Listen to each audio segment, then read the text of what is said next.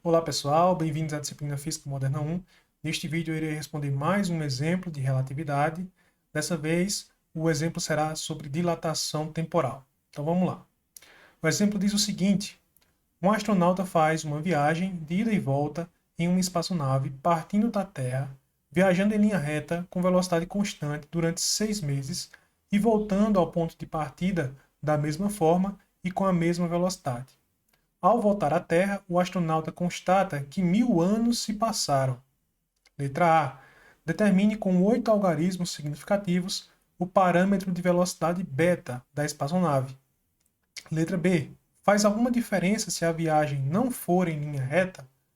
Então vamos aqui responder essa questão. Vou colocar aqui o enunciado um pouco para cima. Bom, vamos lá. Quais são os dados que a questão nos dá? Né? A primeira informação importante é que o astronauta ele viaja com velocidade constante e ele viaja durante 6 meses para ir e depois ele volta, ou seja, o tempo total de duração da viagem é de 1 ano, né? E quando ele volta, ele percebeu que se passaram 1000 anos na Terra. Isso significa que como o tempo para ele como para ele passou menos tempo, o tempo que ele mede é o tempo próprio. Então já vamos destacar aqui que o tempo do astronauta, delta t0, que é igual a 6 meses de ida mais 6 meses de volta, e isso aqui, né, é igual a 1 ano. Esse aqui é o tempo próprio. O outro intervalo de tempo é delta t igual a 1000 anos. Então, sendo assim, nós podemos utilizar aqui a relação da dilatação temporal, né, que nos diz que o intervalo de tempo delta t, isso aqui é igual ao fator de Lorentz multiplicado pelo intervalo de tempo próprio, delta t0. Como a gente está interessado em descobrir o parâmetro beta, esse parâmetro beta ele está inserido aqui dentro desse fator de Lorentz. Então eu vou isolar o fator de Lorentz. O fator de Lorentz vai ser, portanto, igual a delta t sobre delta t0. E vou substituir aqui os valores do fator de Lorentz, né? O fator de Lorentz, na verdade, ele é 1 dividido pela raiz quadrada de 1 menos beta ao quadrado. Então eu posso organizar isso aqui melhor. A primeira coisa que eu vou fazer vai ser tirar a raiz, né? Aliás, isso aqui é igual a delta t sobre delta t0. Eu vou tirar a raiz aqui desse termo onde aparece o fator beta, né, que a gente quer descobrir, o parâmetro, aliás, beta, que a gente quer descobrir. Para tirar essa raiz, eu vou elevar os dois termos da equação ao quadrado. E aí nós vamos obter o seguinte resultado. Deixa eu tirar aqui. Nós vamos obter que, elevando esses dois termos ao quadrado, a gente vai ter que 1 dividido, 1 dividido por 1 menos beta ao quadrado, né? Como eu elevei ao quadrado, a raiz some.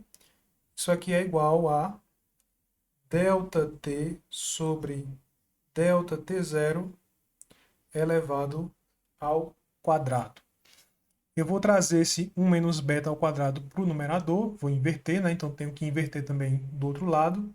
E aí eu vou ter que 1 menos beta ao quadrado é igual ao inverso do que estava antes, delta t0 dividido por delta t, isso aqui ao quadrado. Portanto, se eu isolar aqui b nessa equação, eu vou colocar o b para o outro lado, ele está negativo, o beta quadrado, né, aliás.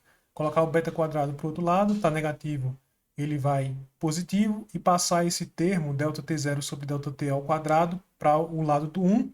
Então ele está positivo, quando ele for para o outro lado ele vai negativo, e a gente vai ficar com o seguinte resultado. Beta ao quadrado vai ser igual a 1 menos delta t0 sobre delta t ao quadrado. Como eu quero saber quem é beta, vou tirar a raiz agora dos dois lados da equação. E aí eu vou obter beta vai ser igual a raiz quadrada de 1 menos delta t0 sobre delta t, isso elevado ao quadrado. Eu posso substituir agora os valores. Isso, portanto, vai ser raiz quadrada de 1 menos delta t0. A gente viu que é 1 ano. Então, vai ficar 1 dividido por delta t, que são 1000 anos, né? Isso aqui elevado ao quadrado.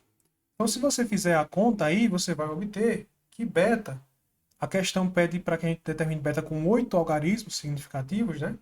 Então, fazendo essa conta, a gente vai obter que beta vai ser aproximadamente igual a 0,999999950.